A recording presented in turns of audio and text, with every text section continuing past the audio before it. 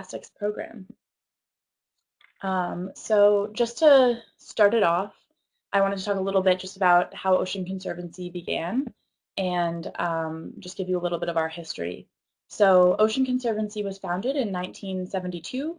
One of our first initiatives was around the Whale Protection Fund, which focused on saving whales and uh, protesting commercial whaling because whaling was still allowed at that time.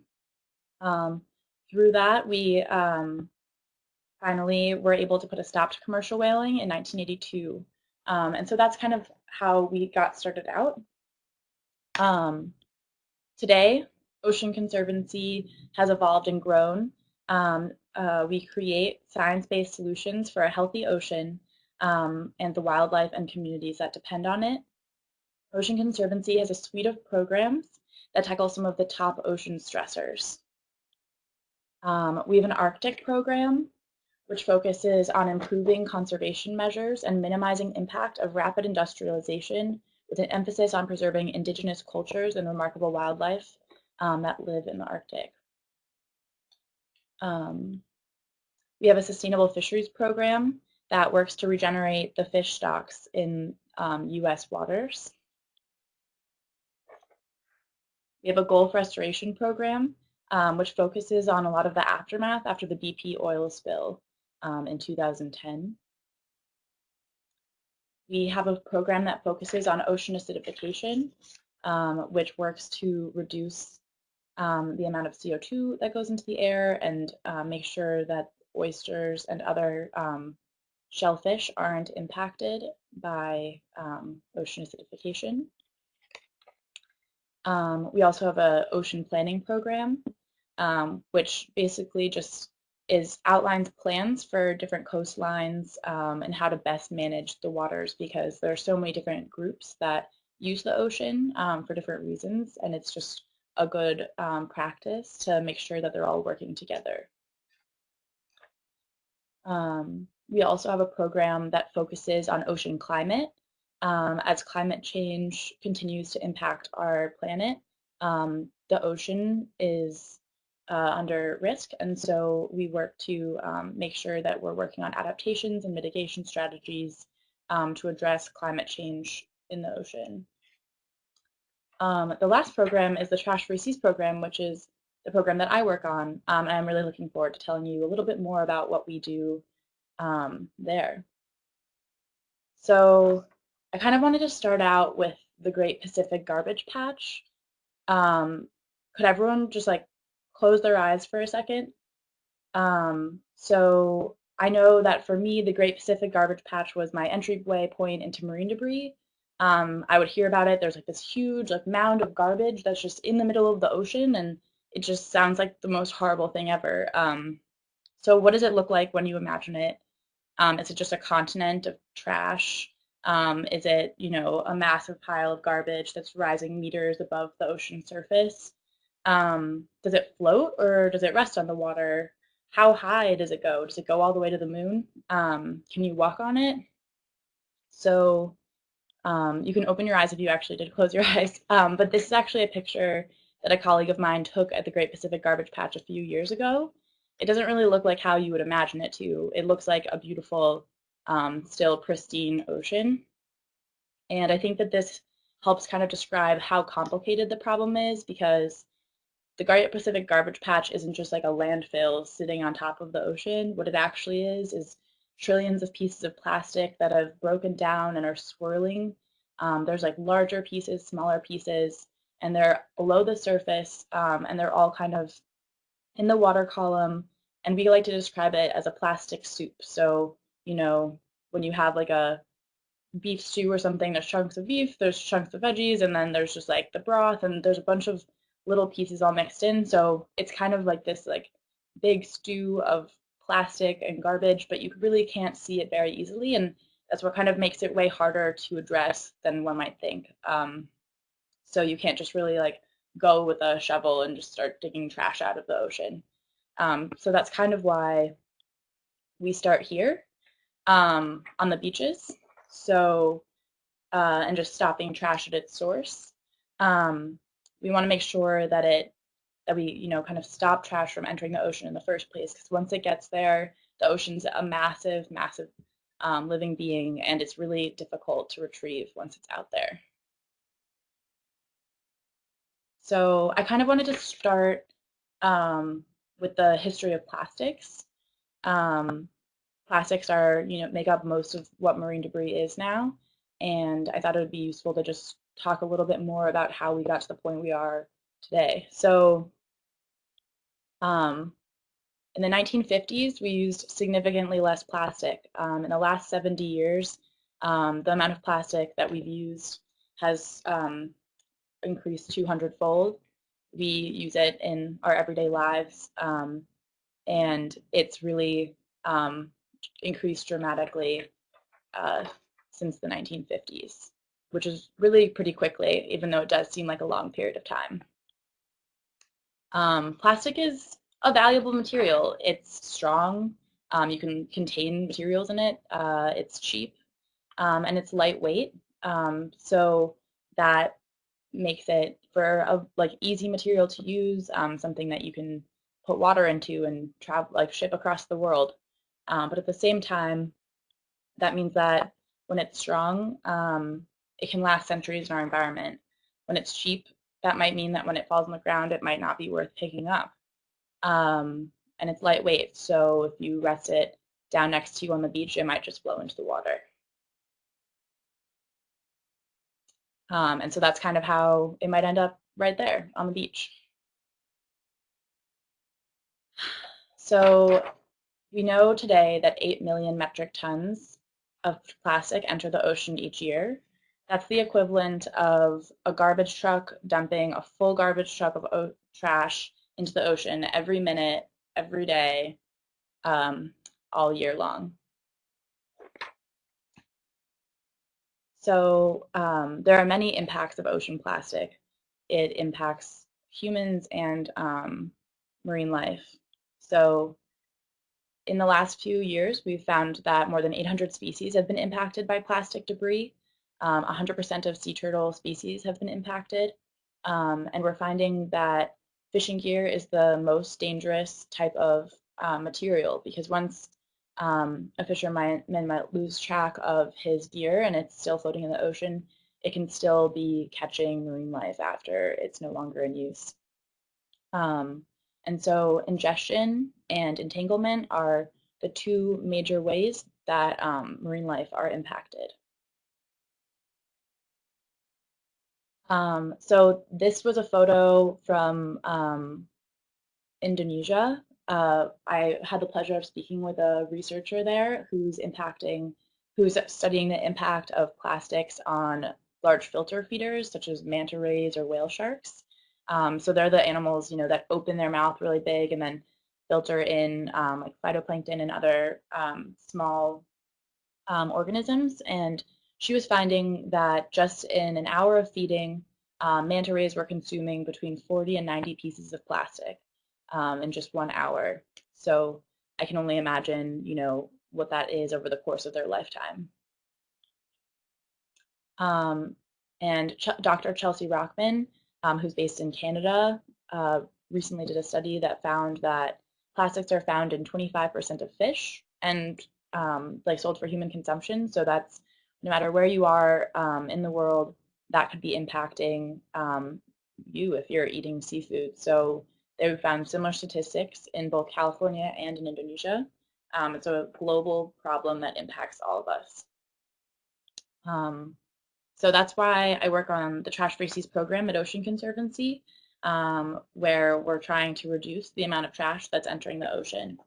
And we try to approach it from all the different angles possible. So from volunteer engagement to scientific research to developing policies and taking action, and then working with different corporations or governments that want to find solutions. And that's how we plan to reduce the amount of plastic that's entering the ocean. And so in our Trash Free Seas program, there are 4 main pillars. There's the International Coastal Cleanup, which perhaps you've heard of. There's our education and outreach branch. There's the catalyzed science element where we work with researchers, and then there's the Trash Free Seas Alliance. And so I'm just going to go through what these 4 different pillars are, just to give you an idea of the structure of the program and how you might fit into helping to fight trash free seas. So I wanted to begin with the International Coastal Cleanup. I personally find it very fun and I work very often on it. So basically, the International Coastal Cleanup is a volunteer event that happens every September since 1986, and it engages millions of volunteers all around the world on doing beach cleanups in their local communities. So, volunteers everywhere go to their local beach or river or waterway to collect trash and make a difference with their neighbors for their community. The International Coastal Cleanup is what it is because of the people. Tens of thousands of cleanups are led by passionate individuals who want to make a difference in their community.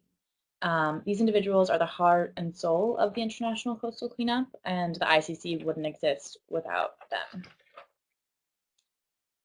So a big part of the cleanup is also data collection. So using volunteer data cards or our mobile app CleanSwell, volunteers can track exactly what they're finding on beaches and report it back to Ocean Conservancy, which can be used later for research or identifying solutions.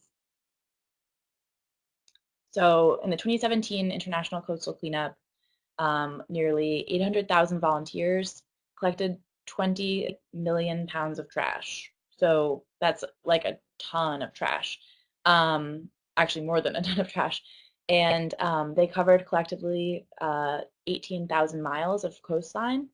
But what I find the most remarkable is how much item information they recorded. So information on over 20 million items was submitted to Ocean Conservancy. So that means every single plastic bottle or plastic bag that someone finds on the beach, they're telling us what they found. And that makes it really that much easier for us to identify what items to tackle and how to reduce the inputs into the ocean.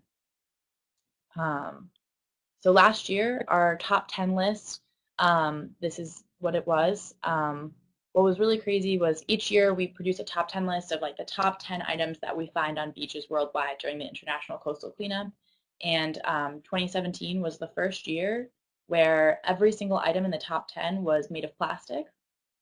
In the years leading up to that, in like the 33 years of the ICC, there were always other items that had made their way into the top 10, like aluminum cans or glass bottles. And this was the first year where we truly got like, every single item was plastic. And you might be thinking cigarette butts, that's not plastic.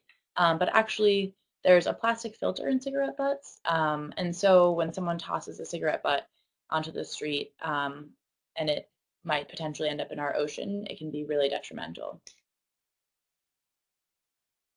And so something that I think is always fun is we make, fun statistics with the information that we find. So last year we found enough beverage bottles to fill 5 standard swimming pools. So imagine like swimming through plastic bottles, 5 swimming pools worth. And then we also found enough straws to reach the height of 10,000 palm trees. So if you stacked them all up, it would be the height of 10,000 palm trees. We also found enough balloons to lift a great white shark, which is pretty wild. I don't know if you can imagine a great white shark floating down the street, but that we could have done that with how many balloons we found. And then also we found enough bottle caps to cover 645 surfboards. So there's an immense amount of like information that we collect, and it's fun to kind of think about it in a different way. And my favorite part is the weird finds. So each year, volunteers tell us what they found on their beach. And so some of the crazy things that people have found over the years is, I think in 2016, people found multiple hot tubs on the beach. And last year, a clown wig was found, a 6-seater golf cart, a car, a stroller, a frying pan. People find all kinds of things on the beaches, and it's really crazy to hear about what they found. I think also one year someone found like an engagement ring, a wedding dress. It can get really funny. And so in the 33 years of the International Coastal Cleanup, we've had 13 million volunteers participate, collecting over 250 million pounds of trash, covering 430,000 miles of coastline. And 265 million items have been collected, which is really quite crazy. And so with that data set, we provide all that information to anyone who wants it. So if anyone wants to know more about the data of the International Coastal Cleanup, they can always reach out to us, and we're happy to give them all of the different information that we've collected, and it can be really helpful for school projects or anything else. So the next thing I wanted to talk about was our education and outreach programs. So we've developed a bunch of materials that people can use to help spread the word about trash entering our ocean. So I just kind of wanted to go through one of our infographics, which is 6 degrees of separation. So sometimes it can be hard to imagine how a plastic bag that's used in Chicago might end up in the ocean. But basically, the plastic bag could be bought from a store, and if you put it on a trash can and it's not covered, it could just blow onto the street and into a storm drain. And if it, goes down the storm drain and travels through the pipes, it might reach a river, in which case it would flow into the ocean because all rivers flow to the ocean. And then once it gets there, marine life might mistake it for food. And so we have a lot of other outreach materials. We have like many posters that have information about the International Coastal Cleanup. We have flyers that are called Take 5 for Turtles. So if folks are really passionate about turtles, that can be really helpful. They tell you don't bring a plastic bag to the beach, skip the straw when you can. And we also have an education booklet called Talking Trash and Taking Action that educators can use to do different activities around marine debris, such as like choosing what would be recyclable or not, or there's little exercises where you can wrap rubber bands around your fingers and try to untangle it with one hand, and that's kind of what it feels like to be a sea critter stuck in like a fishing net. And so we also have our Skip the Straw program that we started in 2014, and since then it's really taken off. And last year, actually, a student that came to visit our Ocean Conservancy office went home to Yogyakarta, Indonesia, and started a Skip the Straw campaign at her university. So at part of this campaign was she asked a group of participants to try skipping the straw for a whole month, and then afterwards they all met up for like a meeting to talk about how that month went for them. And so when they all were talking about it, they discussed what the challenges were or maybe how easy they found it, and they were surprised. And they discussed different ways to convince their friends and families to reduce their use of single-use plastics. After that, they stopped at different like cafes and restaurants in their neighborhood and suggested that they skip the straw or don't give customers their straws unless they ask specifically for them. So then I just want to talk a little bit about how we work with scientists to help us identify, what the problems are and how we can solve them. So just a decade ago, we had no sense for how much plastic or trash was flowing into the ocean.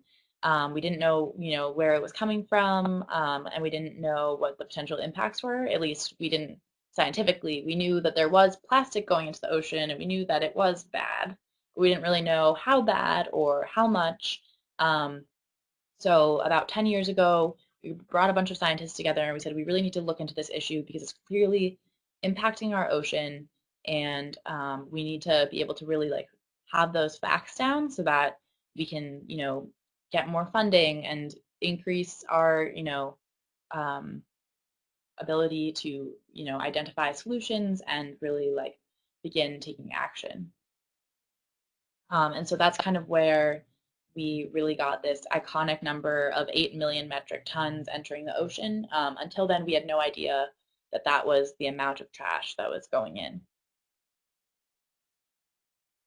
And so there's a ton of trash going in, but where is it ending up? I think that we've all kind of heard, as I mentioned, about the Great Pacific Garbage Patch.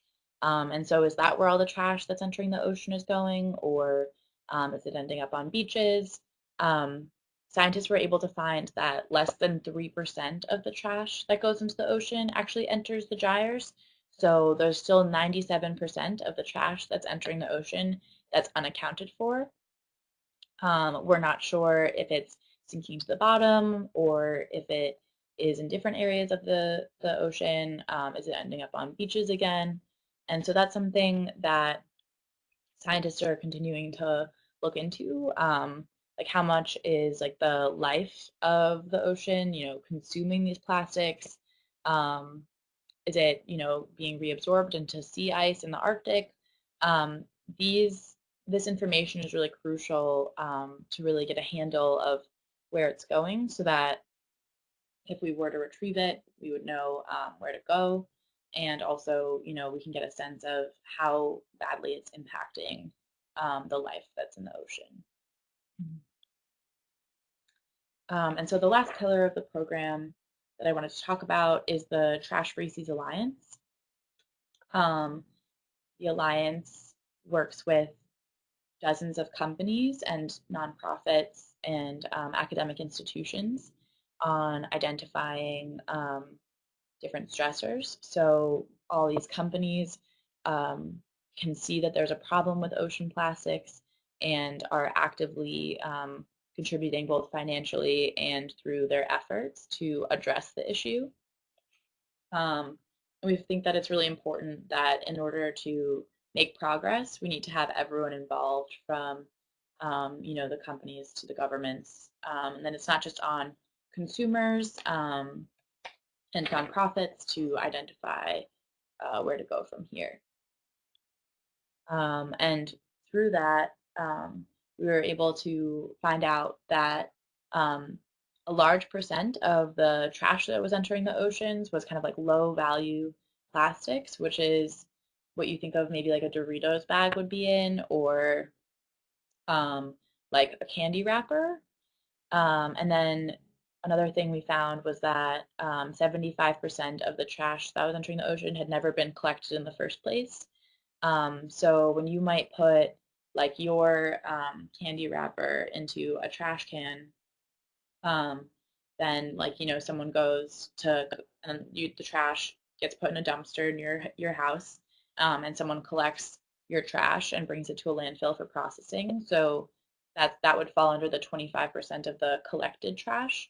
The 75% of uncollected trash comes from areas where there might not be a formal like waste management like sector. So in a lot of different countries outside the U.S., there might not be readily available waste management where someone would come and pick up your trash every day. So I think that that's something to think about. Is when someone comes and picks up our trash, where is it going? What's the away? And realize that in other communities there might not be that opportunity for someone to just come and pick up their trash and then it's gone. Um, and so something that came out of that research was an announcement to put $150 million to support waste collection and recycling in Southeast Asia, because if we can improve waste collection efforts in certain areas, it will dramatically decrease the amount of trash that's entering the ocean.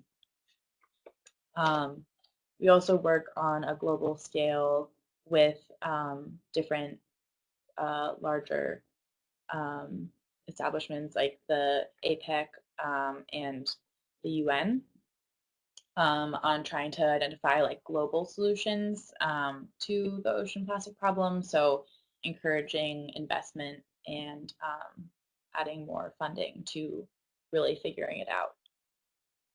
Another thing that's really exciting is that this year Ocean Conservancy acquired the Global Ghost Year Initiative, which is a group of different organizations that are all working to address global ghost gear. So ghost gear is kind of what I talked about, where there's after a fisherman might discard their net, if it isn't disposed of properly, it might be still floating around the ocean and entangling marine life. And so this initiative specifically focuses on making sure that those nets are either properly disposed of in the first place or retrieved from the ocean, because sometimes, they can impact right whales and other larger species as well as smaller species. So uh, we figured that, this is like the number one threat to marine life, and we definitely want to be taking that head on. And so our ocean needs your help. I hope that you learned a little bit today about the impacts of ocean plastic, and you saw that you can be part of the solution. Um, I want you to consider joining the movement towards a plastic-free ocean. There's a couple different ways that you can do that. You can find an international coastal cleanup event in your community. So if you go to our website, www.oceanconservancy.org/volunteer, once we get a little bit closer to September, there will be tens of thousands of dots all over the world with cleanup information. So you can find a volunteer event to participate in a beach cleanup. It's a great opportunity to get outside, to get community service hours, and also to help your ocean. The International Coastal Cleanup is super fun. I've had the pleasure of participating in many cleanup events around the world, and I actually have been in charge of organizing like our flagship event in Washington, D.C., where hundreds of volunteers meet in like this one place and we collect thousands of pounds of trash in just a couple hours. And nothing feels better than just like getting dirty and really just like taking action. It's so tangible and direct. And something that you can do while you're at a cleanup is record the information about what you're finding. So you can do that with our mobile application called CleanSwell. And I can just talk you through a little bit how to use CleanSwell. So it's available on the App Store and on the for iPhones and for Androids. It's called CleanSwell. So you can download it and create an account. All you need is an email address and your name and a zip code. And when you start a cleanup, you just put in the date and the number of people that you're working with. You can use a group name to tag like your school group, for example, the environmental club in Illinois. So you can write that in, and that tag will allow you to retrieve information on everyone in that group who participated in the cleanup. As you're collecting items of trash, you can tap the screen to indicate what you've found. So as you're going, you found one item of fishing gear and you tap it. You've found 3 film containers and you tap, tap, tap. And so as you're walking down the beach, the app is tracking where you're walking. And then you can also, so you're tagging those items to those locations. And that information is then utilized by scientists to get a sense of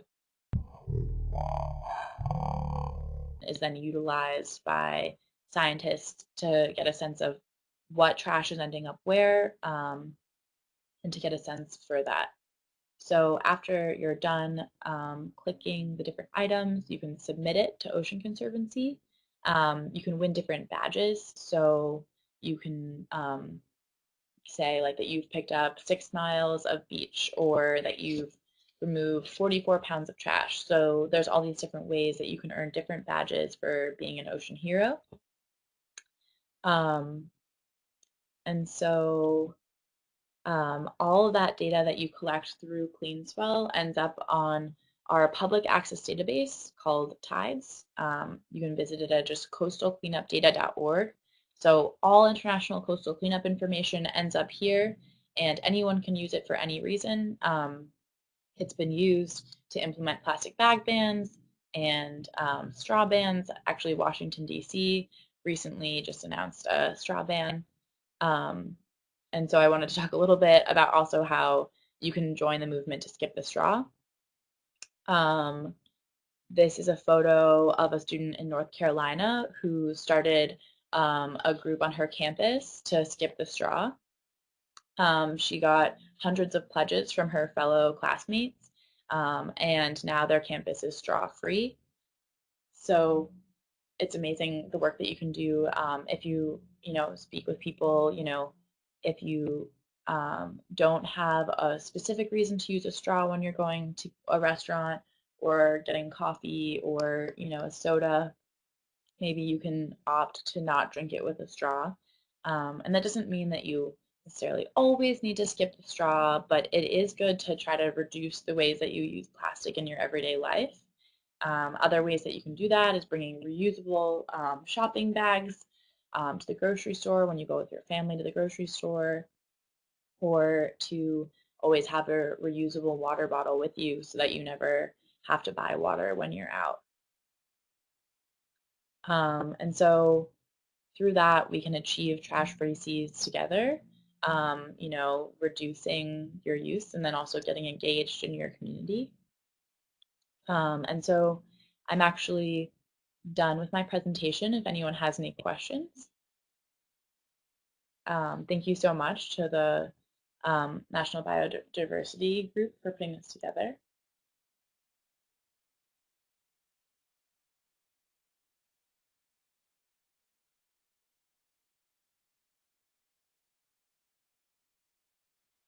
Hey, Tess,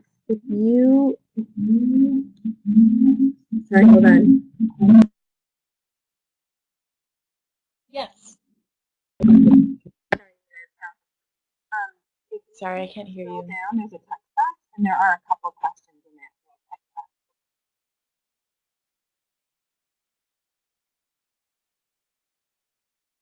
Oh, okay. All right. Oh, hi. So is clean swell only for beaches, or can this be done on rivers and creeks? Yeah, so you can use clean swell anywhere. You can use it. You actually don't even need to be on a river or a creek, but it definitely is good to be near water. But anywhere that you do a cleanup, you can use clean swell because the information is still useful. So like, because even if you find a plastic bag on the street, nowhere near a river, as I said earlier, it can blow into a storm drain and then end up in the ocean.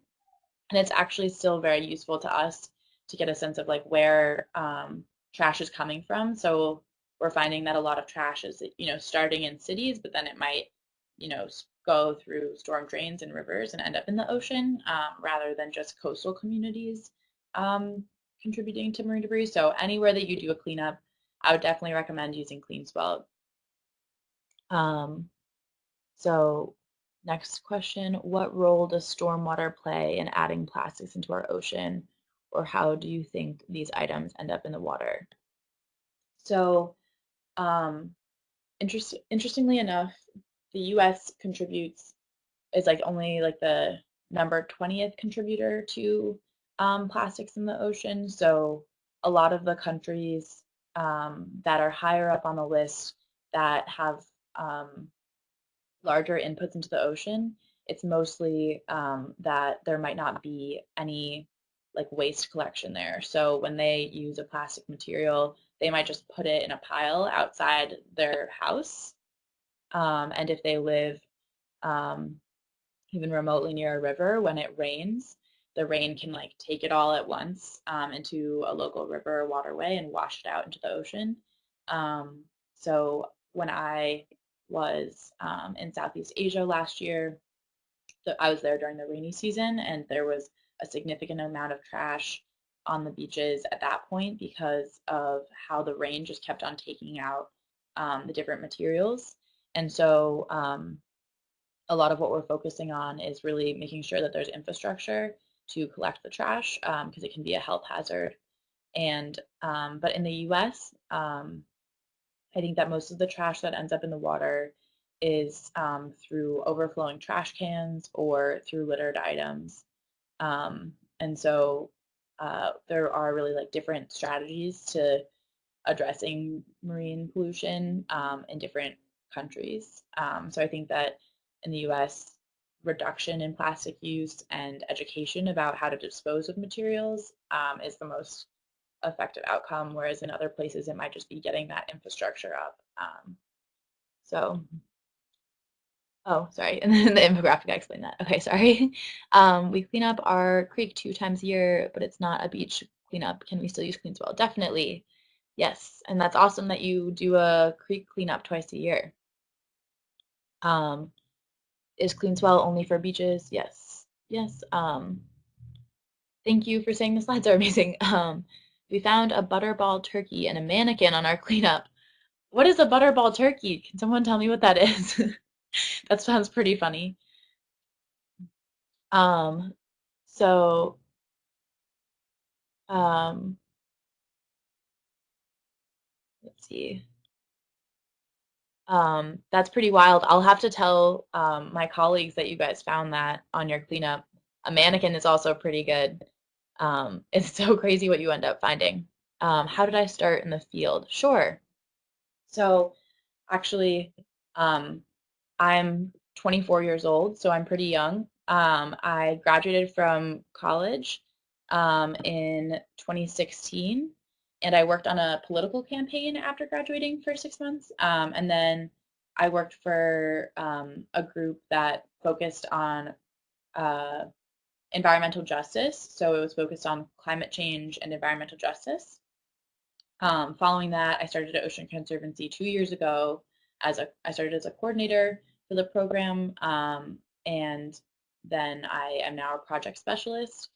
When I was in high school, my grandfather talked about whales all the time to me, so I just grew up hearing about, marine life and caring about it. So when I went to college, I decided to major in environmental biology, and that's where I got some of the background and the information and the tool set that I needed to enter like the environmental nonprofit world after that. Um, okay, next question.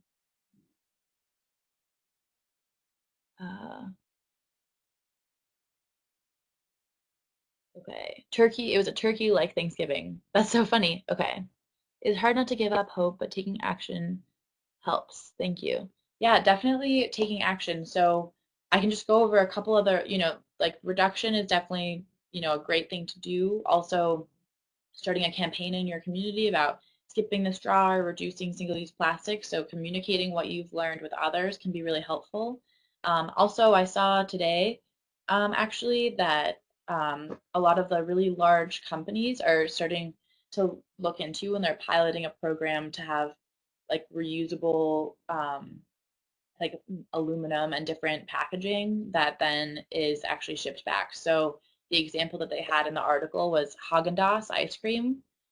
You can now get it like a certain amount of people in New York City, but alas, someone can get it in stainless steel and then send it back um, after they eat it, and then they sanitize it and refill it. So it sounds like if that's something that goes well with their first couple of trials, that it's something we could look forward to in the future where we don't have single-use plastics and we have reusable containers for everything that we do. Um, and so definitely don't give up hope because I think in the last couple of years, all the companies, all the governments are really starting to focus on it now. And it kind of seems center stage. It feels like every day I hear someone else who's gotten, interested in the issue and people are talking about it. I don't know. Maybe I'll ask a question to you all is, how often do you hear about this issue? Is it something that you see on your social media pages? Do your friends talk about it ever? Do you feel like it's something that you've ever really heard about before? Um, and then someone asked, did I grow up near an ocean or beach?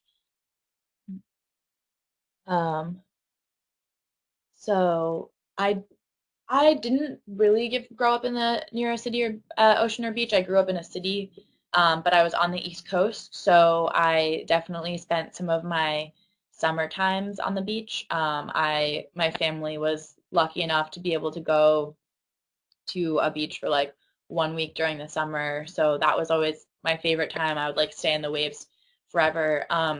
But since then, I have gotten really obviously passionate about the ocean, and I've gotten scuba dive certified. So I've had um, the opportunity to go scuba diving all around the world.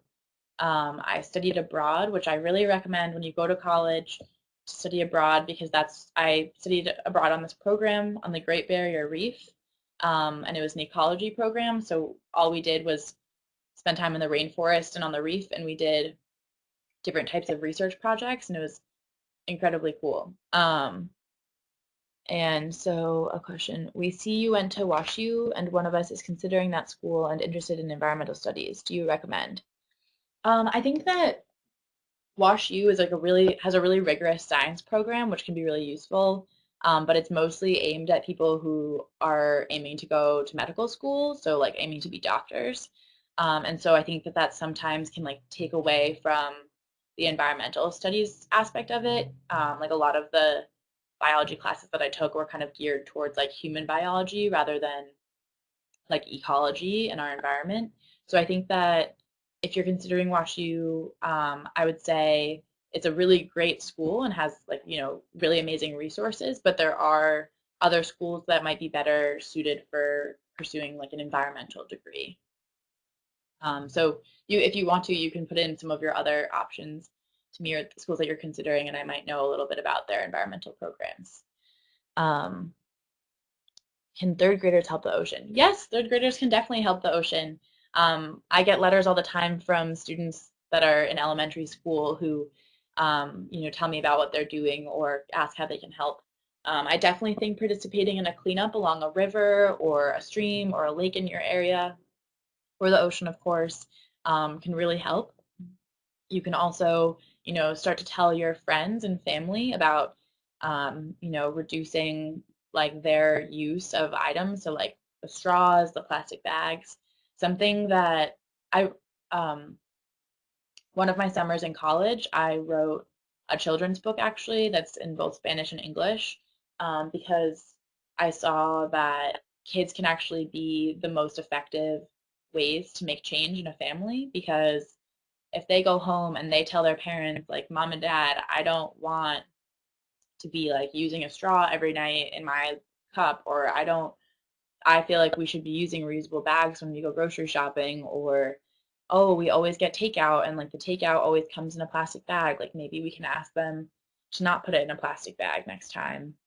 Like those types of conversations with your parents can make a really big difference, for your whole family, the way that they use plastics. Also making sure that you recycle properly. Helpful.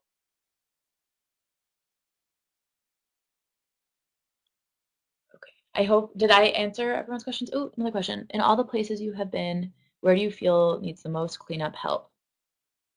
Um, yeah, I think as I mentioned earlier, like there are some areas of Asia that just don't have like the infrastructure to handle the amount of trash that is being produced.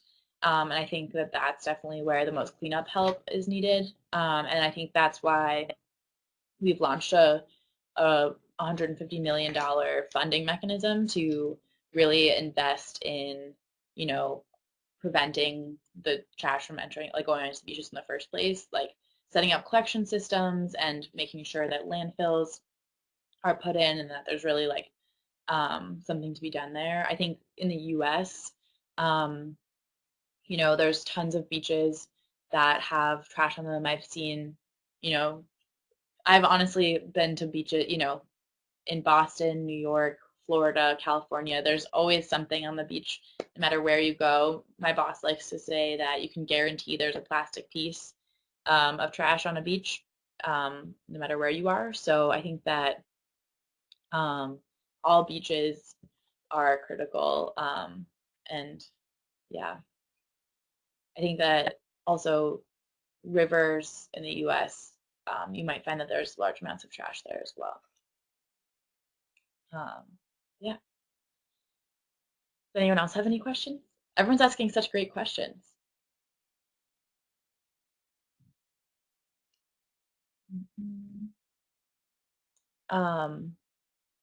Yeah, feel free to reach out to me. My email is on this last slide.